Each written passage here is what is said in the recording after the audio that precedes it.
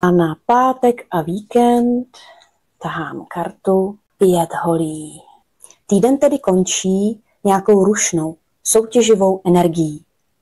5 holí ukazuje třeba střet názorů, nebo ukazuje na konkurenci, prostě na nějaký chaos, ale zároveň i na kreativní jiskření. Neboj se vyjádřit svůj souhlas, i když není ten nejhlasitější. Z chaosu se totiž rodí nové nápady, pokud zůstaneš v centru svého klidu. Pozor na přetížení nebo porovnávání se s ostatními. Nesnaž se být nejlepší, snaž se být autentická. Tvoje originalita je tvoje výhoda. Napětí, které můžeš v pátek a o víkendu cítit, je jenom tlakem před nějakým průlomem. Takže dýchej, nebraň se pohybu. Tohle je totiž energie růstu.